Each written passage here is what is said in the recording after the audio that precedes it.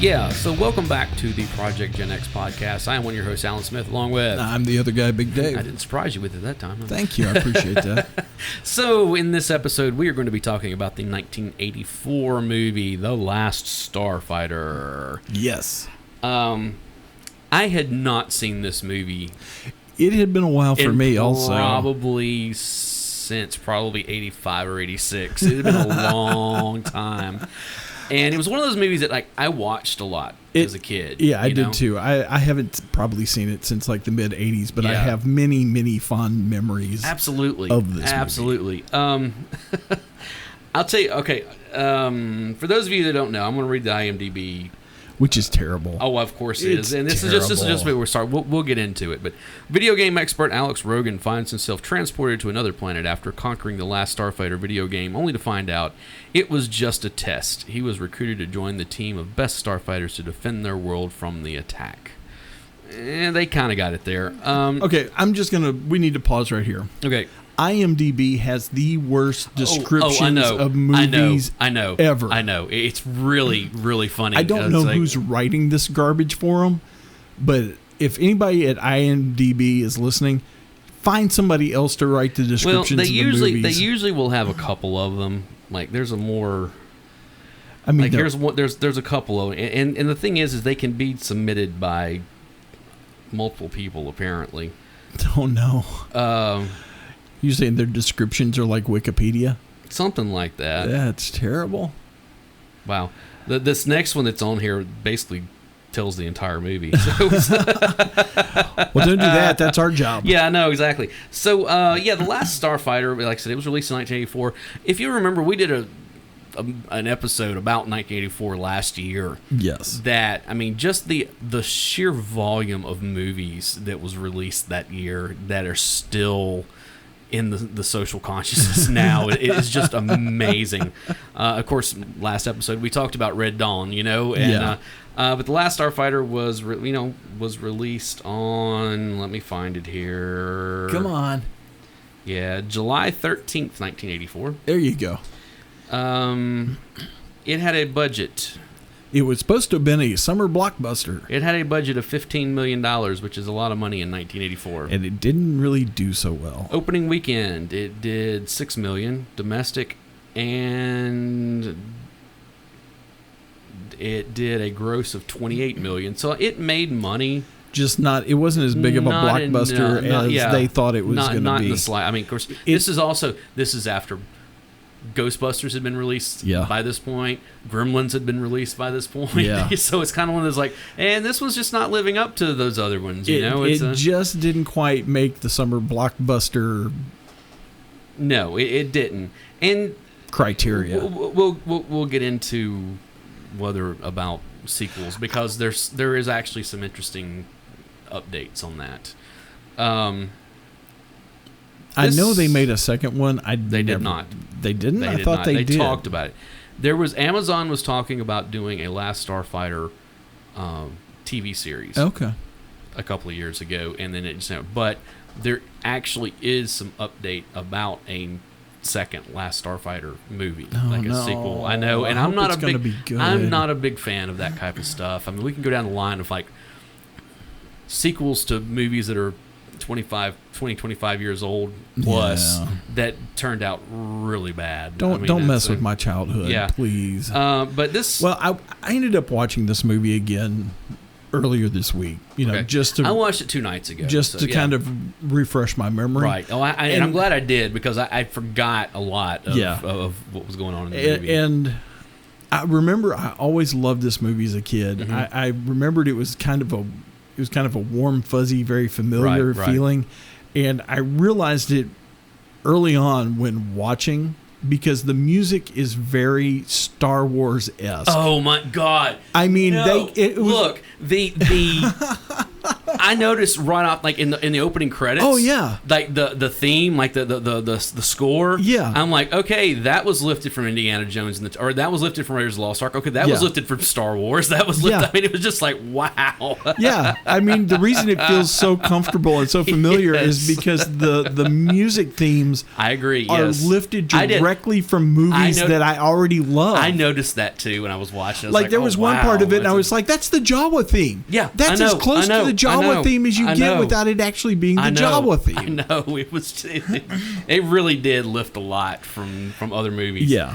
Okay, so The Last Starfighter stars Lance Guest, who played Alex Rogan. He's the main character. It's funny. His last name's Rogan. Yeah, I know. It's kind of funny now, you know, versus Joe Rogan wasn't a thing at the time. No. But it's you know, we'll get into the full cast. Lance Guest was like kind of set at this point. They were really trying to make him a thing. Yes. You know, he was like 25 years old when this movie came out, you know. And you know, because it's one of those things, he had been in Halloween 2. Yes. And he had also been, and then later he was in Jaws the Revenge. He played a Michael Brody in that one. He's been well, they tried to make something out of the actress that plays his girlfriend too. Yeah, Catherine Mary Stewart. Yeah. Again, well, she was in Weekend at Bernie's. Yeah. You know, Night of the Comet, The Apple. I mean, it's one of those things. Again, both of these actors, I went back and looked at their IMDb. They've worked. Oh yeah. They've been on a bunch of stuff. You know, in the time. The thing that I remember her most from was this movie called Dudes. Did you ever see that? It's got John Cryer and Flea. No, I don't think I've seen that. I remember watching it. It came out in the late 80s, and it's kind of this, like, it's a punk rock western is what it is. Ooh, I want to see this now. It is. It is legitimately a punk rock western is what it is. I got to see this now. that has two of my favorite things in it, punk rock western. I know. It's not good. Of course it's not. That's why I need to see it now. But and they were trying, you know, to. You know who else is in this movie? Who has a very brief scene? There's several people in this movie. Who did you notice? Will Wheaton. Really? Yes, Will Wheaton is in this movie briefly as Lewis's friend. I'm not doubting you. I'm just keep scrolling down. He's all the way down at the bottom. Wow, Lewis's friend. There you go. You barely notice him. Yeah, I didn't notice him at all. It's an extremely young Will There are Wheaton. a couple of fun ones. Like, of course, Robert Preston plays Centauri. Absolutely. Okay. Robert Preston is old Hollywood. I mean, like, all the way back to 1930. He was in How the West Was Won. Yep. Most famously, he played Harold Hill in The Music Man. Yes. I mean, that is like, I mean, he had a 50-plus year career. Yes. Of stuff. He passed in 1987. One of my favorite ones, though, Greg. You know his. Do you know who that was? The answer just walked right away from me. It's Dan O'Harely. Yes. Okay. Which he was in RoboCop. He was the old man. Yeah. But you know who he was in something that we've covered? He was Colonel Cochran in Halloween 3. Oh my gosh! Yeah, I know, and that was like I had forgotten about that. But that's him under all that makeup and everything, you know. And I was like, dude, that is, I know. I was like, wow, that's pretty awesome. There's other people in it. Let's get into the movie itself, because before we get into anything, this movie falls under a category of movies from our childhood that I love, which is movies marketed towards kids that have scenes that completely kids should not be seeing for two reasons. Okay, for two reasons. One, when they find the Lord, whatever the bad guy's name is, Zord or whatever, Hold whatever. On, it starts with a Z. I got it right here. Lord, Zur. Lord Zur. Yeah. Whenever he's like, "Oh, Father, I found your spy," and he pulls it up on the screen. Yeah, and you see like the beam, like the melting head. Yeah, and I was like, okay, probably kids shouldn't be seeing this. But then the other thing is that his little brother Lewis has got Playboys. Yeah, and like that's a running joke throughout the whole thing. And he's like, "Where's June? Where's hubba hubba?" Yeah. That was like. This is the type of stuff that will wind up in 80s movies. Like, Goonies, there's so much inappropriate stuff in that. Yeah. The Monster Squad, there's so much inappropriate stuff in that. When we were watching this, Miss Nay was like, isn't he a little young to have Playboys? I know. Yeah. And that's like a thing later. They're like, go to sleep, Lewis, or I'll tell Mom about your Playboys. Yeah. So it's that type of, again, it falls into that. Movies that have stuff, movies for kids that has some stuff that's not for kids. Yeah, we could probably do a whole episode on that. Probably, but why bother? We all know what they are. Yeah. So Alex Rogan, he's living at was it the Starbright? Is that the trailer park? Trailer park. But it's not the kind of trailers you associate with trailers today. This is actually like travel trailers, right? That you would actually pull behind, like a truck or something, that have basically been permanently installed in this trailer park. You would see that, from it's more of a West Coast thing. It really is, but it's one of those things that he I think his mom runs. Okay, here's the thing: his mom's the manager, right? Of and the it's place. it's one of those. But things, she's also working at a restaurant to make ends meet. Now the thing is that they never say what happened to his dad. No. There is later when he's with Griggs and he's like they're talking, they're kind of getting to know each other when they're in the spaceship.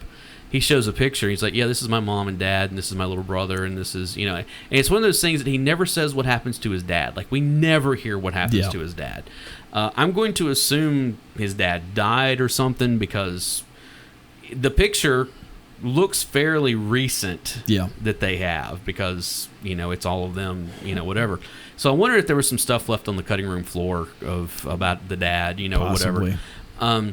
So, and I kind of got the idea that maybe they owned the trailer park, that this has been a family thing because he's doing the maintenance on it, and all that stuff. His mom's running the manager, right? And so I don't know. I mean, there are some unanswered questions in this movie, as there always were, as there always are. Movies. Yeah, it's one of those things you look at. But there has been a video game, an arcade machine that has been delivered to this trailer park. It's basically up at the manager's office / I guess snack bar. Yeah, it looks like they've got something might going have on like there. burgers and dogs and other stuff. And so he's playing this game all the time, and he gets really good at it. And it's one of those things that he's kind of it's kind of the George Bailey thing. He's kind of stuck. Yes. He's got obligations to his family, but he wants to go to college somewhere else. He doesn't want to go to the city college. That's what I keep talking. He wants to go to college somewhere else, and he's trying to get out of here. He doesn't want to be stuck in this trying to get park. a loan. His loan gets denied. Right, and it's one of those things where his girlfriend and all of his friends are supposed to be going up to Silver Lake, and then he can't go because he's got to work. Which is kind of weird because we talked about Silver Lake over in Red Dawn too. So. Which would kind of make sense because Centauri later talks about how that machine was supposed to have been delivered to Vegas. Yeah. So makes kind of sense. It's in the same area-ish of the country, But yeah, so it's one of those things. He gets stuck having to work on the electricity that's not working for one of the TV antennas, and different stuff. And so it's kind of one of those the plumbing. It's gotten to where life is so mundane that at the end of the day, he goes into his room and sits down, and the window's open. You can hear the conversation going on at the trailer next door, and he is mouthing it word for word because evidently this conversation happens every night. I know,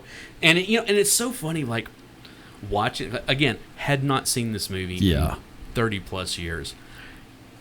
That scene, what got me was how comfortable and familiar that felt. Yeah. And I'm not talking about I find myself in that same situation. It's no.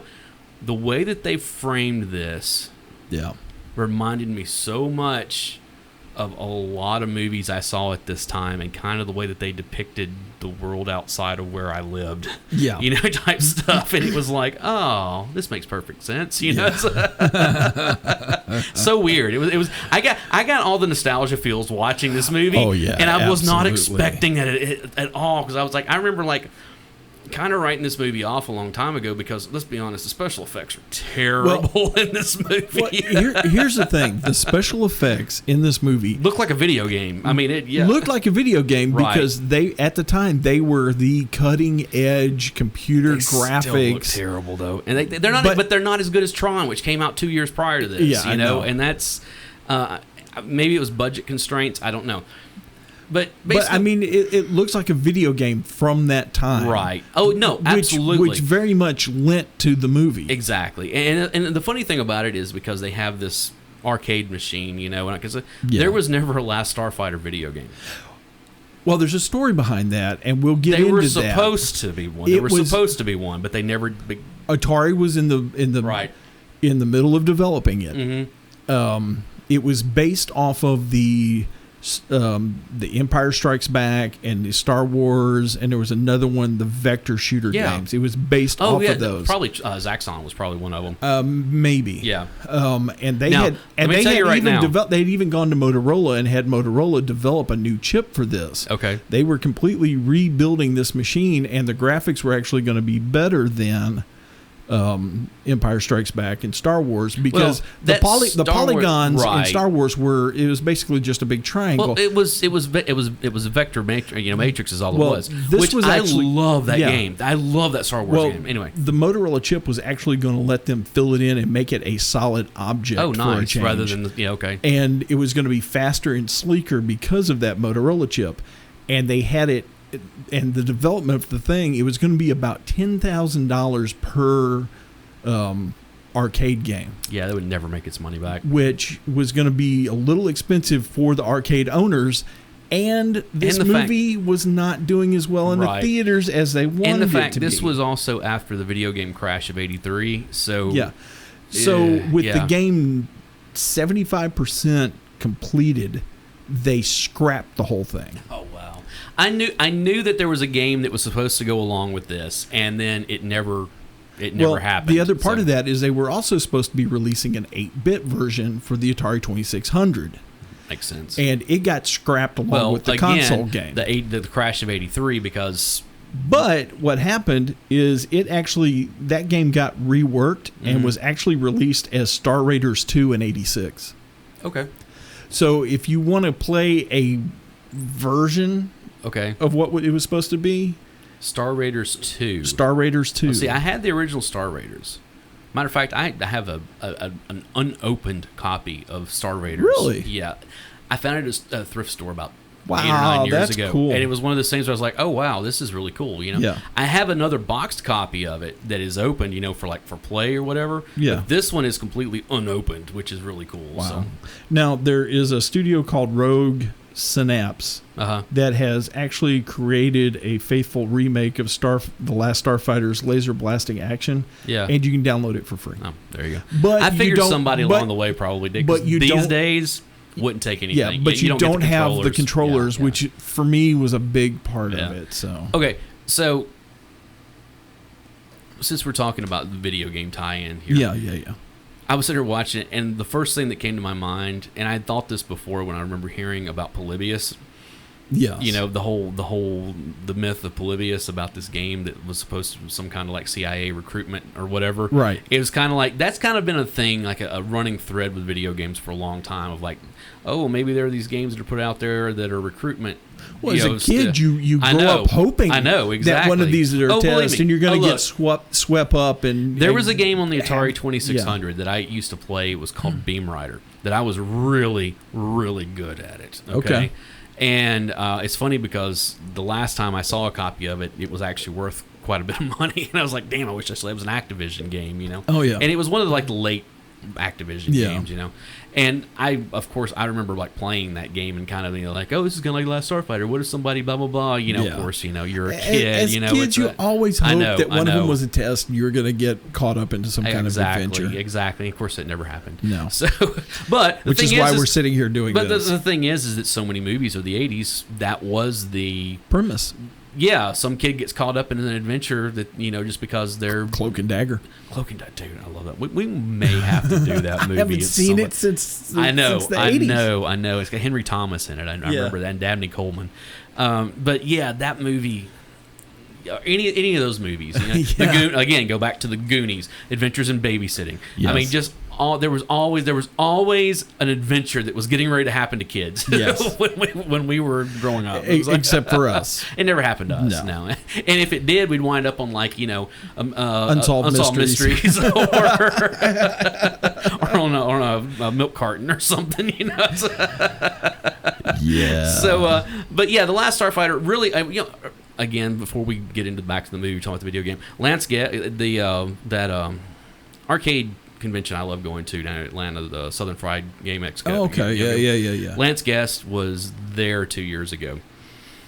And like they're going to be on, doing a panel and everything. And I wish I'd have gone. I was supposed to have gone with Dwayne and his son. Okay. And but I woke up that morning, in no shape to get to do a 4-hour drive with my stomach in the condition that it was in.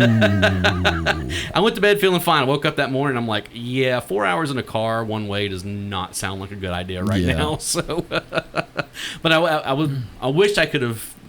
For this, just to gone and seen him and heard him talk about, the kind of stuff. Because it's a very famous video game movie that there's no video game to. So. The closest you get is Star Raiders 2. There you go. So now let's talk about the movie itself. Sure. So he feels like he's back to it. He feels like he's being left behind. All of his friends get to go, or they're going to go, and they're. But the thing is, they're all going to be who they are. Yeah. They're going to grow up around here, and they're going to do this and that. And they're all going to go to city college. Yeah, they're all going to work dead-end jobs. And he doesn't want to do any of that stuff. He's going to end up running the trailer park. Very Gen X thing. Yeah. Of this is what we got to look forward to. Yeah, exactly. So but he's trying to go somewhere else. He wants to do something bigger. And he unwittingly gets into that. It's that feeling of I'm meant for more. Right, exactly.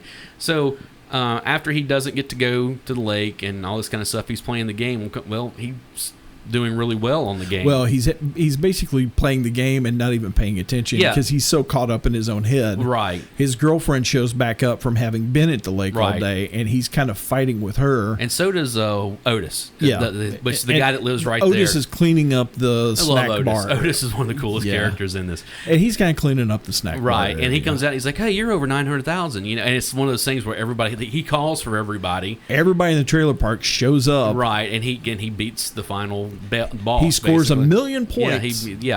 So later... And beats the final boss. Yeah. So later, after everybody's gone back to their trailers and he's just kind of hanging out... Or actually, no, he finds out that he didn't get the loan. That's what it was. His mom comes home and he finds out he didn't get the loan. Yeah. So he's going and he's hanging out and this weird-ass car shows up.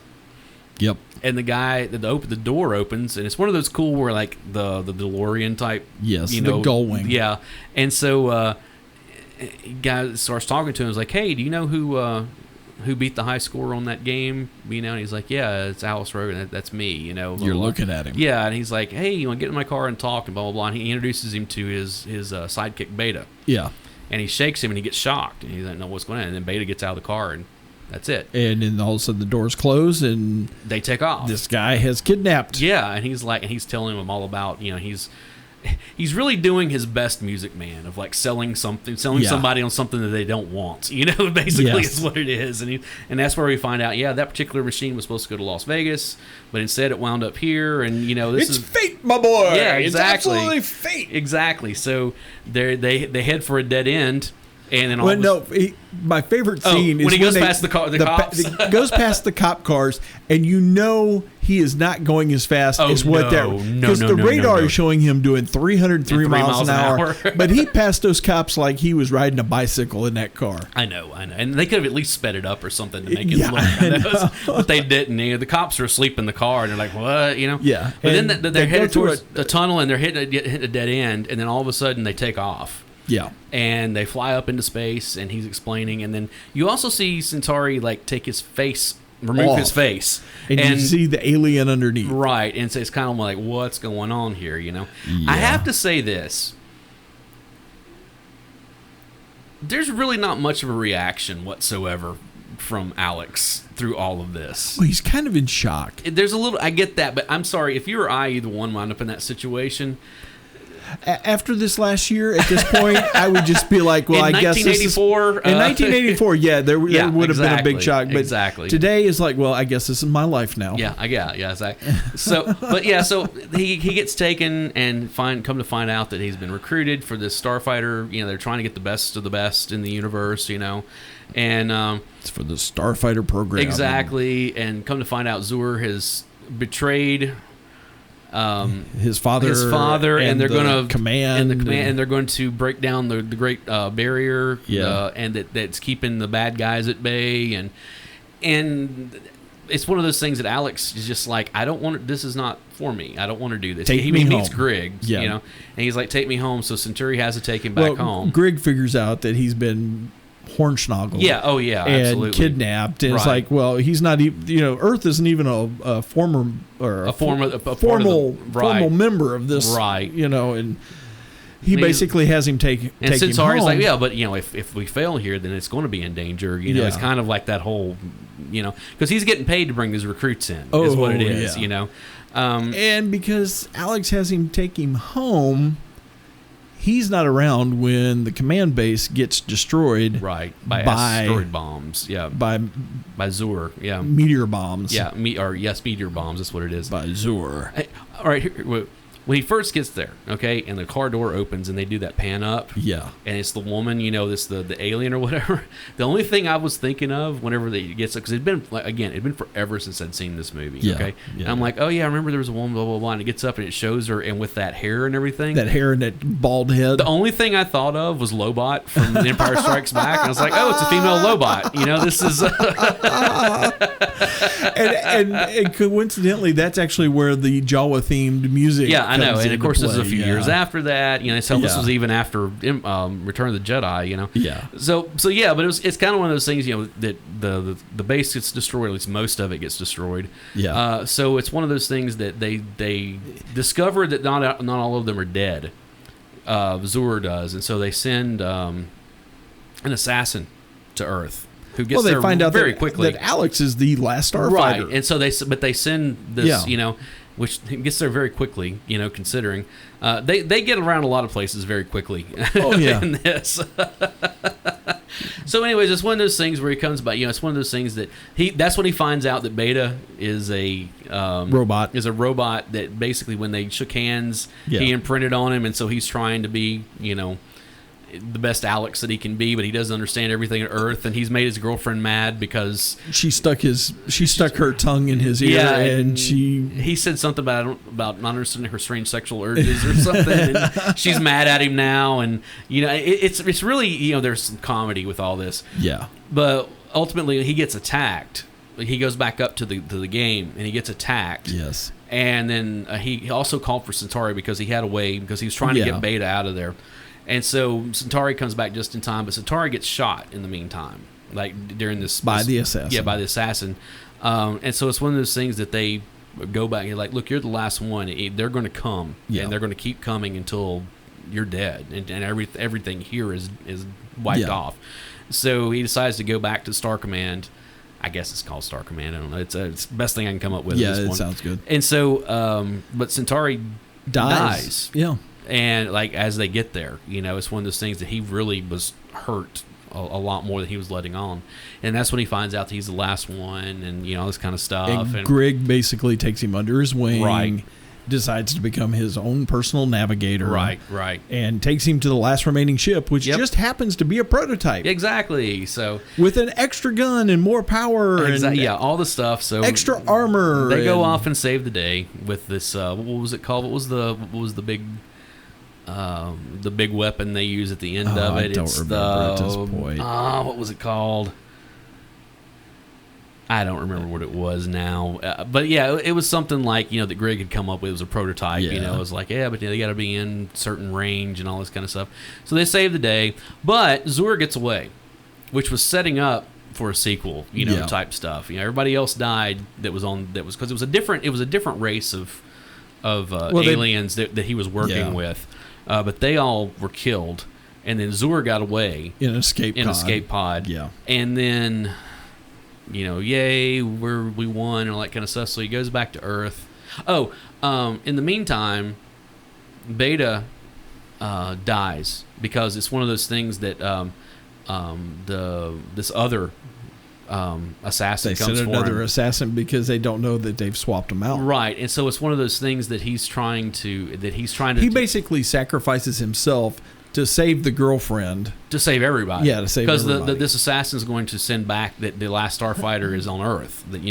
That that's where. Or he's not on Earth because he's. That's right. He's going to say that he's robot. Because he knows that he's a robot because he gets shot, and that's what proves to what was her name. We keep. Maggie. He keeps trying to, it's one of those things. He tells Maggie that he's a robot. She's like, I don't believe you. And then he gets shot, and she's like, see, it's like, told you. Yeah, it's like, and then he goes chasing her. Yeah, and then they go chasing after the guy, and he rams the pickup truck into the spaceship. Yeah, and destroys both of them. Yeah, and we get that great scene where she's like, and it's a great '80s scene of. There's this fire going on in the background, and she's standing with her back to the camera, and she turns around, the wind's blowing, and she's like into the air. She turns around and says, "Alex Rogan, I love you." Yeah, just like it's a very '80s shot of like, oh, we saw this in a lot of movies, It's, it almost had like a little bit of a Karate Kid exactly, feel to it. Exactly. Yeah. And I got a lot of Karate, which is funny because Karate Kid came out this same year. Yeah, but I did get a lot of Karate Kid vibe off of this. Oh, yeah. She could have easily been the next Elizabeth Shue or something, it kind of felt that way. Anyways, they win the battle, blah, blah, blah. Comes back to Earth. To get the girlfriend. And of course, she's got to tell everybody what's going on. And she tries to get him to stay. And he looks at her and goes, well, I can't stay. So if you're not coming with me. Exactly. And he's like, well, if you're not going to come, I got to go. Right. Because I have to defend the universe. Yeah. And it's one of those things. He's going to go train the next, the next crop of starfighters, kind of stuff. And then she's like, no, let me. And then she goes with, her granny. Her granny. If you don't get on that starship with him, you're an idiot. Right. And so she goes into space, and that's. And basically, the last thing we see is Lewis playing the game. Well, no, he's up. He pulls up a chair to the video game. That's right. And he's getting ready to watch the video game, but he's watching basically the sequence that plays when nobody's playing. Yeah, and it shows that the spaceship going up, and then the spaceship's actually going. It's the same thing. Yeah, and it's this great backlit silhouette of him standing there going, "Whoa!" Yeah. And but it's such a good. And it's funny because like Otis is like, man, we're going to be famous. This is going to be the place where Alex and Maggie went into the space or whatever it was. It's like Starlight, Starbright. It's oh yeah. And what I love the place where Alex and Maggie left for the stars. That's what it was. It's like, and what I love is Otis is like, all right, everybody, back up. This thing's got some punch to it. I know. I'm like, Otis, how do you know? I know. I love Otis is like one of my favorite characters. I'm betting there's a backstory there. He's not. Him and Griggs exchange a little. Yeah. I noticed that, like, I never noticed it before. It's one of those things when they're introduced to each other, there's almost like this knowing between the two of them. I was like... I get the feeling that there was some backstory there. Yeah, something's going on here. Maybe Otis had something to do with that machine being delivered here. And, it might be reading into it, but I just, especially that scene this time watching it, I was like, something's going on here. Yeah. There's more to this story. So, it's one of those movies, like I said, it's not a great movie. It's a lot of fun. Oh, I really enjoyed it. It drug in a couple of places. Yeah. A lot of movies that are almost 40 years old have pacing issues in some places. Once again, it's that thing where I talk about they put those instances in there to kind of let you breathe. Right. This movie, you didn't really need a whole lot of. No. I need to breathe for a minute, and maybe could have clipped those down a little bit. It was a pretty efficient movie. About we got maybe 10 minutes on the front of it before we're really getting into the 10 or 15 minutes before we're really getting into the actual story. This is where we're going. All right, we're off in space now. There's not like some movies where it's like 45 minutes into it and then all of a sudden it's like no, let's get this thing started. Then you actually get like 15 minutes of actual movie. Right.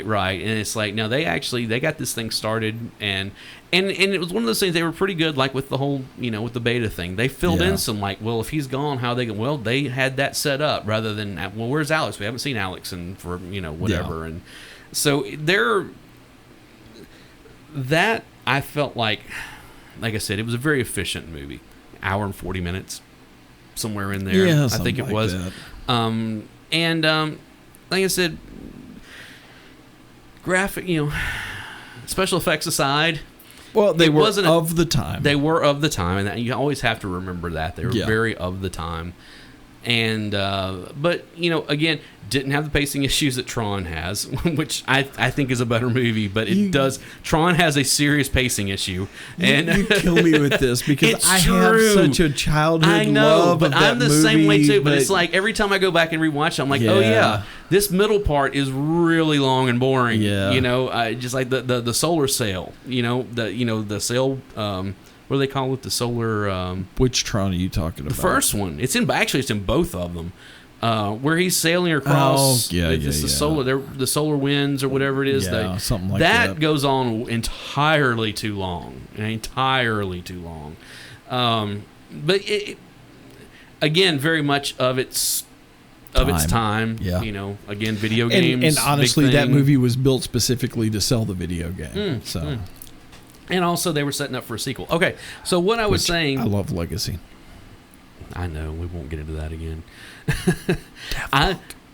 Dude, that Daft Punk soundtrack is amazing. That movie left me wanting something horribly.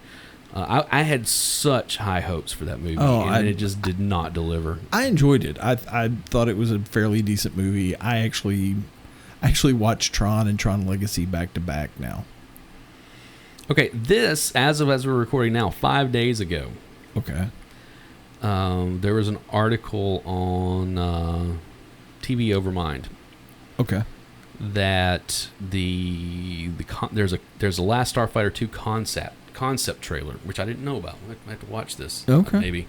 That's interesting. Yeah, but that it's the original.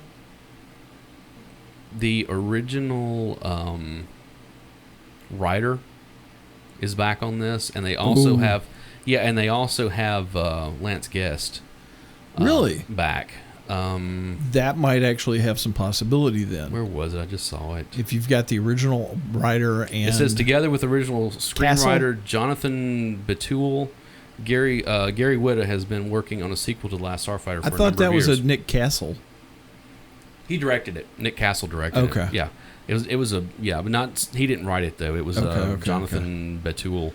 But yeah, they've been working on it for a number of years, and apparently it's finally getting some traction. It's starting to get some more traction. Like I said, I know that Amazon was looking at doing a series, which I can see where a series might work in this, because you get to flesh out the characters a lot more that way. But universe. I would see it being kind of a Battlestar Galactica ripoff in a lot of ways, is what it could come down to. I've never finished watching Battlestar Galactica. I've never seen any of the new Battlestar Galactica. I started watching it. I remember watching the I remember watching the old one. Yeah, that's Battlestar Galactica, and then Battlestar Galactica 1980, which later on they were put together as one, but they were actually two different series. Like the first one was canceled, and then they said, well, why don't we try this again a couple of years later, and then they did Battlestar Galactica 1980. And a lot of them got put together in syndication, and then there was a movie also. But the new Battlestar Galactica was actually pretty good.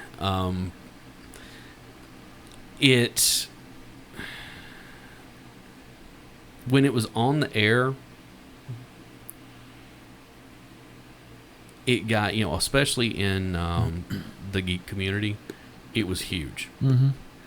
It was on Sci-Fi, which is owned by NBC. Yeah. And NBC tried, hey, it's doing so well over here, why don't we try putting it on NBC? No. And see, oh, dude, it failed horribly. Yeah. I mean, it failed horribly when they pulled it over. You knew it had made an impact on culture when it kept getting referenced on Big Bang Theory. Well, it got referenced on a lot of stuff. Yeah. I mean, it was referenced on Veronica Mars. It was on a lot of stuff. Yeah. The thing with it is that it's hard sci-fi. I mean, it's hard sci-fi. Yeah. And there's also a character that doesn't exist but is there. and it's one of those things you have to suspend a lot. Now it does connect to the old series. Okay. So they did that, as because this whole thing is that like there was a peace between the Cylons and the humans. Yeah. That lasted for a number of years or whatever, and then all of a sudden the Cylons were like, all right, screw this. And sounds like a Cylon. Yeah, and then they had new Cylons and all this kind of stuff, and so it kind of went from there. I had one of the biggest like reveals in that show, like from the next to last season. Okay. Completely ruined for me one night by accident. Oh no. Of my my alerts. wife. I'm not going to say what it was. Okay. But my wife was like, I was asleep. I woke up. She was still awake. This is my first wife, and she was watching it. And because she had kind of gotten into watching it, a little more than I had. Gotcha. And I woke up and I was like, "What is this?" She's like, "Oh, it's Battlestar Galactica." Blah blah blah blah. And I woke up right as they were doing reveals, like this big reveal of the Cylons, and I was like, well, I guess I don't have to watch the other 3 seasons prior to this. I'm actually kind of mad at Sci-Fi. Okay. Because they did they did 1 season of a show from a comic that I was really Deadly Class. Deadly Class. I know you loved that show. I loved that soundtrack. They did 1 season. And now you can't even watch it anymore. They completely pulled it off of the Sci-Fi channel. Yes, but you know where it's available? Where? It's on Peacock. And you know why I know this? Because I signed up for Peacock. Well, I did the 7-day trial because the other night, as we're recording this, the WWE Hall of Fame induction was happening. Right. So I signed up for the 7-day trial, which is actually going to get me through WrestleMania. But I was going through to see what was on there, and I noticed that the Deadly Class was on there. I meant to tell you about it. So I don't want to have to sign up for another streaming Well, service. It's only like $5 a month, which is kind of cool. And you get the WWE stuff as well.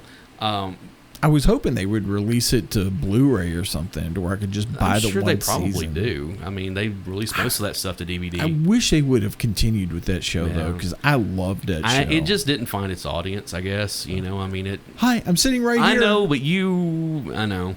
It was such a great... Believe me, hey, I've had plenty of shows that I loved. That soundtrack is so Gen X. Yeah. Oh, I know. Not even you kept showing me the soundtrack. This is the soundtrack to this. I was like, holy crap, this is a good soundtrack. Yeah. A lot of that early '80s punk stuff. I mean, it was just and some of the touchstones in the show itself. Yeah. Anyway, we're off. Last Starfighter. Last Starfighter. I really enjoyed. I love this movie. It's one of my childhood happy places. There you go. As I said, when I was sitting there watching it, I got all the nostalgia feels. I really did, and I was not expecting it at all. I mean, it was like hit you right in the feels. It did. It was like you said. It was that very happy. I remember watching this and loving it. On VHS. This is one of those things. And here's where I got the VHS of this. It wasn't because you couldn't go and buy these things. You had to go rent them or whatever. Yeah, you did. Except for the fact that we kept getting every once in a while we'd get the HBO or Showtime free weekend or something. Oh, yeah. And my parents were wonderful about when that stuff would happen. About going through, my mom would go through and look at the TV guide. Yeah. At this time when TV Guide was a thing and see what was going on, and we would record movies off of. Oh, everybody did. I know. So everybody. And it was funny, for the longest time, my mom had all these videotapes of all these movies that we had recorded off. I am sure I have boxes of HBO movies. I could in probably a box find some somewhere. I know. Yeah. I know. I probably in my box of mystery tapes. I can almost guarantee you there's some stuff like that in there. I can tell you one that we had that a neighbor gave us. That was an HBO record off of, and that was BMX Bandits. Oh yeah, with Nicole Kidman. Yeah, that was her very first movie. Yeah, and she's very Australian. Oh, very Australian. I had the biggest crush on her from that movie. Well, we talk about that. Yeah, watching this movie in the back of my head, I kept seeing that HBO special presentation intro. Yes. Where they're going down that main street, and it's like, and what's funny now, because HBO still uses that theme very subtly, like the music that they play whenever it says HBO presents or whatever is the music that they used in that, but it's a very small, like, newer version of it, and but that whole, when you would see that with that HBO like coming in, and like you'd go inside the O, and it was like these stars floating around, and it's a special presentation. Now for me, this is, I think we were living in Illinois at the time, and the place you would go, there were a couple places in town that you could go rent movies at, but the big one was the IGA Superstore. Okay. And they had an entire corner. Oh, yeah. That was dedicated. They had Betamax, they had VHS, and then you could rent both machines. Right. And there were special occasion weekends where we would go and rent a VCR. Because VCRs were like $700 at the time. Yeah. And we would rent 3 or 4 VHS tapes, and this was one of them. I remember. Oh yeah, I've rented this one multiple times. Oh yeah, and that's we gotta do a show about that huge VCR suitcase. We gotta do a show about like VHSs that we rented multiple times, because I guarantee you we could put together a series, a huge list. Somewhere at my house there is a hard tube of movie posters. Oh yeah, that I bought came from the video store, because you used to be able to. Stores. Oh, I do too. Have you watched the last Blockbuster? Yes, absolutely. I did too. Okay, let's talk about that a little bit. Okay, so we can get the right here. We got some time to kill. What did you think of the movie overall? I loved it. Okay, I liked it. You didn't love it? I didn't love it, and here's why. All the bones were there for a really good documentary. I agree, yeah. I really loved all of the talking about the rental stores, and Blockbuster and all that kind of stuff. I didn't find the actual store itself to be so as appealing as I wanted it to be. Well, I mean, it wasn't even the people that was working there. It was just the kind of like, it was almost like that was just the background of, hey, we're going to tell the Blockbuster story, which was fine if they were going to do that. Yeah. But it was kind of one of those, they presented it as, we're going to talk about this store. It's the last one, Blockbuster used to be this big thing, blah, blah, blah. And they really focused a little too much on Blockbuster and not enough on the last Blockbuster. Right. I agree. Right. And some of that may be, she kept talking about how busy she was, and how she was having to deal with all the publicity and run the store and have the family and one of the things with that is they show her, she's talking about how, like, on Tuesdays when the new movies are released, I go and I buy them, blah, blah, blah. And I started doing some math in my head about, okay, you're going to go and buy 4 or 5 copies of, whatever. I think because they showed her buying Captain Marvel. Yeah, that was like, because they kept talking about, like, wait, did you see Captain Marvel? Whenever it crashes in the Blockbuster, which they did a faithful job on that Blockbuster. Yes, they absolutely really do. When Captain Marvel blows the head off of that True Lies, I know. Stand up. I know. I'll tell you another one.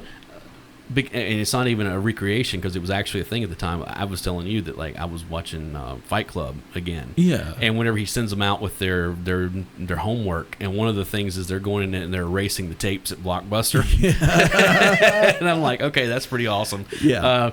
But I started doing like math in my head, and I was like, okay, I wonder how much they rent these for, because I know she's dropping like $25 a pop on these things, brand new. So if she's buying 5 copies. 5 copies, okay, you're in for $125 plus tax. Yeah. How many rentals do they have to get on these things? And how many of these things walk off and they never see them again? I mean, and now granted, in a smaller town, you probably don't want to get that as much. Yeah. But it's still kind of one of those. I'll tell you something else that kind of slowed the movie down for me was Doug Benson. Yeah. I've always thought Doug Benson was funny, but that part of the movie was kind of, hey, why this is here for filler, isn't it? And there are several of the celebrity, the Kevin Smith and the what's that? Brody. Adam Brody, Oh, so like I enjoyed some of that stuff. It but felt when like when they brought Doug Benson in, and he's like, now I did think it was funny that he texted Camille, and he's like, "Hey, look, they got your movie here," I thought that was pretty funny. I was like, okay, that's pretty cool. It's like, well, the thing about it is it felt like they were definitely first time documentary makers. Yep. It was. Hey, we need to tell this story. Right. Nobody's telling this story. Let's tell this story. So it very much felt like they started the project. They were first timers. They may not have been. I don't know. I don't know. And that's but it's one of those things that I just it felt like a very indie documentary. I enjoyed the movie. I loved it. I was, and I kept hearing about it. And I was like, I want to see this. I want to see this. I want to see this. I want to see this. And I don't have Netflix any longer, so I wound up actually buying it off of iTunes. Okay. And I was like, I would prefer to have a physical copy of it because I love having physical copies, especially of that type of stuff. Oh, yeah, because absolutely. you usually buy it straight from whoever's selling them, right. when you do that kind of stuff. And I would rather give them the money than Apple because Apple's getting their cut on that. Absolutely. But it's still kind of one of those things where it's like, okay, this is one of those that I want to make sure that they're going to get something out of this. You know? But it was kind of one of those things where I was like... I was buy really it, excited. but if I buy it, I want it in a Blockbuster DVD case. Yeah, that'd be so awesome. I know. But yeah, so it was kind of one of those things that like I enjoyed watching it. I don't know that I'll go back and rewatch it anytime soon. No, I might. I don't know. It's funny because I own a lot of documentaries, and there are some of them that I will go back and rewatch like every couple times a year or sometimes. And there are other ones I'll pull out every 4 or 5 years or something. And I don't know where this was going to go in the rotation. Like, I really. Because I've talked about this before. I worked at a video store for a while, and I have a lot of love for that era of it was a social. It wasn't just about going and getting a movie. It was a very social thing. It very much was. It very much you would go in and you would talk to the people behind the counter. Well, you would talk to the other people, customers. Yeah, the customers, and exactly. Oh yeah, I ended up making friends at the rental place. Exactly. It's like, oh, you're renting that? How is that? Right. It's exactly. It was that type of stuff. And like you said, especially in the early days. Yeah, they popped up all over the place. I mean, it was like Kroger, our Kroger, grocery store used to have a video department. There's a little convenience store right up the street from where I live. It was a different store back then, but they had like a wall, a part of a wall. Yeah, they had a wall that was and they would have new releases, and that kind of stuff. And hey, it's right there. You go on a list. Hey, this movie came in. Do you want to? You still want it? The other place in Illinois where we lived at, I talk about this. You walked into the building, and the front half of the building was a Little Caesars Pizza. Oh yeah, when they still did the pizza. Right. You get two for the price of one. Pizza. And the back of the store was a video rental place. Right. So you would order your pizza. You would walk into the back of the store. You would pick out your movies because at this point you owned a VCR. Exactly. Yeah. And that was Friday night, and they talk about that in the thing. Friday nights. You go, you get a pizza, and you order a pizza, and then you go to the video store, and then you go pick up the pizza on the way home. Well, this place had a pizza place in the video rental store, so you pick out your movies, you'd go up, and you would rent your movies at one counter, right, and then you would go over and pay for your pizzas and your drinks at the other counter, and you'd walk out the front door and go home. There used to be a up here close to where I live, there was a Little Caesars. It was in a little strip mall. Yeah. And then right on the very end of that strip mall was a video store. So it literally was one of those things that you would call in the pizza. Yeah. Then you'd go to the video store. And then when you got done, you'd walk down and pick up the pizza, get in the car, come back home, and then the pizza was hot, and you had whatever movies you were going to watch that weekend. So it was almost like it was a conspiracy, because if a pizza place opened up, it wasn't long before there was a video store. Right. Or vice versa. 1 or 2 doors down, or vice versa. Yeah, exactly. Yeah. I know, and now there's just not any around. I don't know that there's any videos. Like, I know there was a few of them that hung around for up until a few years ago that like eventually they all wound up closing, and I still believe that there is a market for that. It's a very niche market of.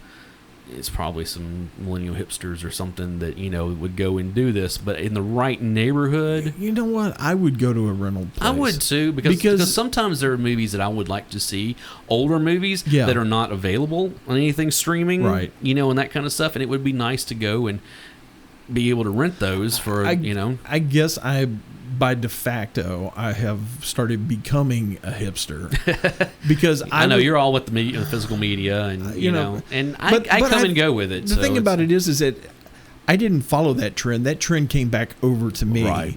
And I would go to a video rental place to walk around and see what they had. That was the one thing that I loved about Hollywood Video, is because they would carry a lot of weird stuff. That Blockbuster wouldn't carry. That was the thing I loved about my movie gallery that I worked at, is the fact that they carried a lot of stuff that Hollywood and neither Hollywood or Blockbuster weird carried. Documentaries. Right. Weird old horror movies that they wouldn't carry. Movies that Blockbuster wouldn't touch because they were NC-17 or something, you know. That's like that type of stuff. Hollywood Video would do some of those some of it occasionally, but they were a lot more mainstream than, you know. So it was kind of one of those things where it was like, okay, this is cool, you know. Yeah, you could go and you could see some weird stuff. Yeah. And but it was one of those things to where in Hendersonville, where I was living at the time, which is just north of here, you know, Blockbuster was right across the street from Hollywood. Because they were always right around each other. Hollywood moved in across the street from Blockbuster. That was Hollywood's MO, though. Yeah. They would always, where's the Blockbuster? We're going in as either right across the street from them or as close to them as we can. So a lot of weekends, it was I would hit Blockbuster. If they didn't have what I wanted, I'd go over to Hollywood. Right. If they didn't have what I wanted, I would. What was the name of that other place over there? It was the tanning place also. Captain Video. Yes, Captain Video. Yeah. That's what it was. Yeah. I never went in there because they never had anything good, and if you did get something from there, it was probably damaged anyway. Okay. But a lot of times, I would call you and be like, right. Hey, you got I would call your pager. Right. And page you. I had a pager back then. And you would call me back. It was like, what's up? I was like, are you working? Yeah. And I'd be like, I'd be like, hey, do you guys have this right now? And if you said yes, hold it. I know. And I go pull it off the shelf. Hold it. I know. You know, and I would drive 25 minutes down here. But it was worth it. Yeah. I mean, it was because it was like, you're not going to get that anywhere else. Right. You know, and you know, once I got here, then I'd end up hanging out for like 3 or 4 hours. Oh, no. Talking and that to was you. the thing. It was like, I had customers that would come into the store and just hang out and talk. Like for hours. And talk movies. Yeah. And music. Talk whatever. And comic books. Yeah, I did. I had one guy, he was, I don't know, he was probably about 10 years older than me. You know, he was in his early to mid-30s at the time. I was like 24 when I worked there, you know. But it was one of those things that, like, come to find out, he had played in a local band that I remembered, you know, from years past. Of course, now he was divorced and had a couple of kids, you know, that kind of stuff, and they would come in and rent. And he would come in, like on his day off, and hang out for 2 or 3 hours, and we would talk movies and music and comic books, because I come to find out he was really big into comics, you know, and we would just talk about anything and everything, video games, whatever. I mean, we were always like, hey, he was like, man, you ought to come hang out sometime, you know, just, he's like, do you play chess? Do you play? Like, yeah, you know, it's kind of one of those things where it's like, all right, this is cool, you know, and then we had some really weird customers that would come in and hang out, and the whole time I'm going, please leave, please leave, please leave. Well, you know, I would show up down there, you'd hold my movies, I'd get them, and I'd hang out for 2 or 3 hours, and we'd be talking, you know, I probably sat around and talked to you and him. Oh, I know. It's and we'd sit around and make fun of the people going into the adult room. I know. Oh, God. The adult room was so much hassle and so much fun all at the same time because of just messing with people.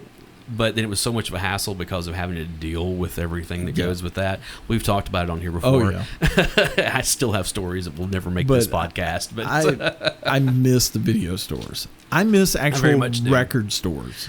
There are still you can find some places around, but it's not true. It's not like it was. I know it's not the new stuff. No.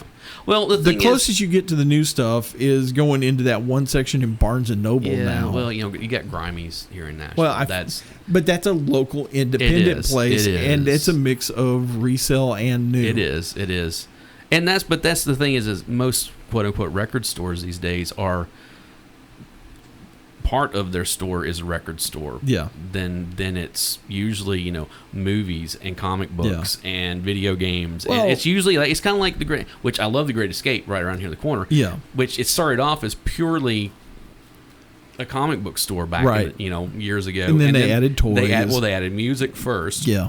And then they got into movies and they got into toys and all that kind of stuff. So it's one of those things, you go over there and of course, you know, they've got a huge vinyl section. They've got, you know, a pretty good sized music section. They got a pretty decent sized, you know, comic section. They got a good sized toy selection, you know, and it's just kind of, you know, the vinyl pops, you know, and all this kind of stuff. And it's like, okay, cool. which reminds me, I got to show you the new pops I got. Oh, okay. Well, it's like the shop that's up close to my house, Viv and Dickie's, oldies and goodies.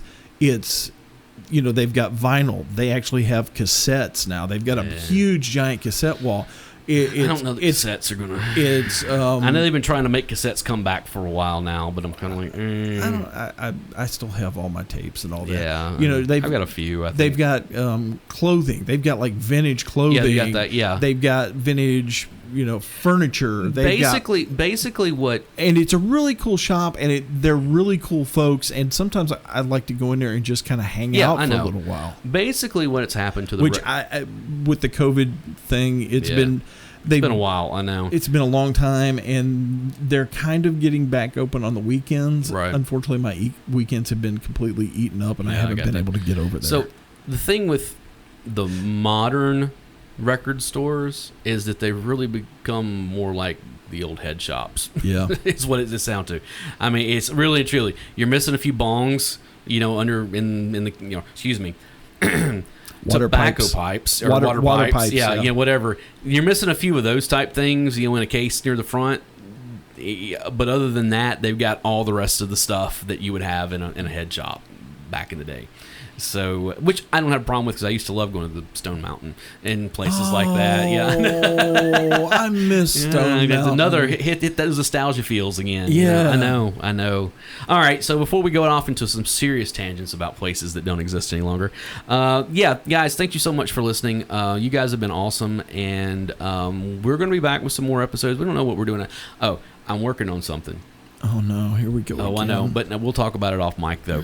That I think is going to be kind of cool with some crossover appeal. So, but anyways, we will be back with more information on that, as well as some more of the music and movies and whatever, the television series and whatever it is that or you just guys, rambling episodes where we love doing that more than anything else. Obviously, if you listen to us at all, you know that we wind up rambling about as much as we round up actually talking about whatever the subject matter is. It's true. It's true. So, but yeah, anyways, guys, hit us up on Instagram. Evidently, Instagram is like kind of the place to find us now. And guys, if you've been following us on the Facebook page, go to our Instagram page. Go to the Instagram page, but also go over to the Facebook page and check your settings because Facebook has reworked the pages and the algorithms again. And I don't think anybody's seeing the stuff we're posting on the page anymore. None of the stuff there, also the stuff that I was doing on my bedroom concerts, apparently is just not getting to people for whatever reason. I don't know what's going on. Facebook is but it's been since they reworked the pages. Yeah. All of a sudden we went silent almost. So either that or you guys really hate us for one of the, I don't know. Well, I mean, our numbers dropped in half on the Facebook page. Oh, yeah? When they reworked the page, wow. we're now only like, we were sitting up somewhere just over 200, and now we're back down to like 117. Oh, wow. Okay. So it's I did notice that, if you would do us a favor, go and check your settings for the page because you may have lost us. Yeah. So anyways, go check that out. Definitely check out our Instagram. There'll be links to all this stuff. We're not doing Twitter, and we're not doing Parler, and we're not doing. We've never done Snapchat. We've never done. We're streamlining TikTok our social media, that kind of stuff. Yeah. But the Instagram is really blowing up. Like we're doing well over there. And according to Alan, the good stuff is him, and the stuff that sucks is me. I don't agree with that, but he can believe what he wants to believe. Anyway, so guys, thank you so much. I am Alan Smith. I am the other guy, Big Dave, and we will see you guys next time. See ya.